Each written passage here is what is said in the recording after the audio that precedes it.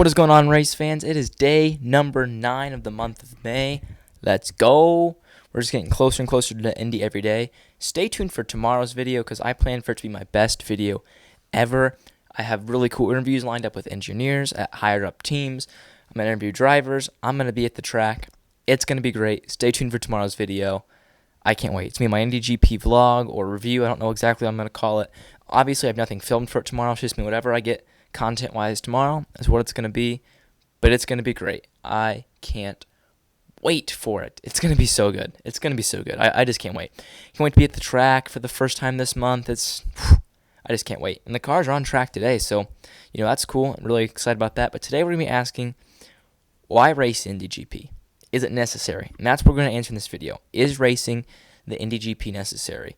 Now, if you guys don't know the history behind the race, it started in 2014 for promotion of the Indy 500. Now, my personal opinion, if you're going to promote the Indy 500, add an extra week of practice.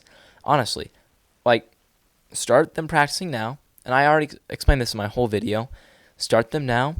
You qualify positions 1 through 9 Saturday, and then 10 through 18 on Sunday, and then the next weekend you do 19 through 32, and then you do a shootout for the last spot. Or, I don't know. You do something like that, in my opinion, if you want to grow promotion for the race. But let's not be so harsh in the GP, because maybe it does serve value. I mean, there was 2-3 years here where we had 2 races at the Indy GP. We had one in May, and then we had one in, it'd either be in August or September to close out the season. It'd only be called the Harvest GP. It just was something to fill the IndyCar gap. Now, IndyCar, we do know, struggles to get circuits a few years ago. Still do, although I do think that now they are in a much better spot to go to other circuits. The Indy GP did serve its value when it was a race filler. But we need to ask ourselves, is having more time on the oval more valuable than racing it at the Indy GP? Probably, I'm not going to lie. The Indy GP has never been a good race. It had one good race there in 2022 when it absolutely poured rain. I was at that race. One of the funnest races I've ever been to, just because it's the only rain race I've been to. Well, the 2024 Indy 500 technically was a rain race, but it didn't, they didn't run in the rain because it's on the oval. But on the road course, it's the only time I saw cars on the rain race, and it was so much fun. I mean, things I remember from that race, Colin Hurd kind of did dominate in the rain, but his save in the rain, there was cars spinning off left and right. It was a ton of fun. Genuinely one of the funnest days I've ever had at the track. That was the only good race I think the Indy GP has truly ever produced. But it did serve its value, I think, in 2014, 2015, and maybe even 2016. Those first 2-3 years, I do think it did its job in bringing attention to the track. But then after that, I always saw the Indy GP as something to fill the calendar up. And now as we head into 2025, do I see it as a calendar gap, or do I see it as just being there? Because I don't see it as promoting the race. They're not using it for that. And I don't think it's a calendar gap anymore. If anything, thermal is a calendar. If you did pick 2 races that were calendar, to fill the calendar gaps, it's probably thermal and Indy GP. But if we could get 2 other tracks, if IndyCar sat on 17 races, and we could get 2 other tracks, I would rather see the 2 other tracks than the Indy GP. That's just my personal opinion. So I do think racing the Indy GP is unnecessary, but I do think it brings a lot of value also to the drivers. It is at the Indianapolis Motor Speedway, the biggest racetrack in the world. So drivers do want to win this race. You're going to see guys go for it.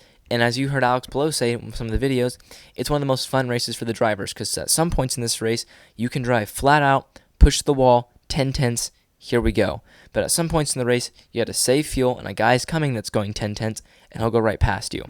So it is fun in that element.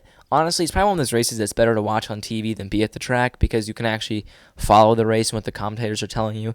Because if you're there at the track, you kind of got to listen to the broadcasting at the track, which that can be tricky. So, the Indy GP is a tricky one. I'm happy it's on the calendar, but I do think in the future we really do need to assess the Indy GP's value to IndyCar because I do think more time on the oval is always more valuable than racing another race.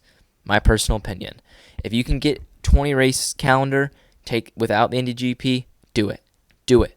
But for now, until we get to 20 races, leave the Indy GP on, if that makes sense. That's just my personal opinion on it. Because if you don't get a caution lap 1, it's going to be tough to get a caution. Although I'm predicting 2 cautions this weekend. That's just because we've gone 300 laps without a yellow. Besides that first wreck on St. Pete, we haven't had a wreck. You're going to get a wreck this weekend. I think it's just going to be a little antsy out there this weekend. It's my personal opinion. But the Indy GP, until you can get 20 races without the Indy GP, keep it on the schedule. There's no point in dropping races now that we'll just lose the race. We'll go down to 16. You can't do that. You have to keep races. And the nice thing about the Indy GP is it can always come back. It's at the Indianapolis Motor Speedway, IndyCar, Indianapolis. It's in the name.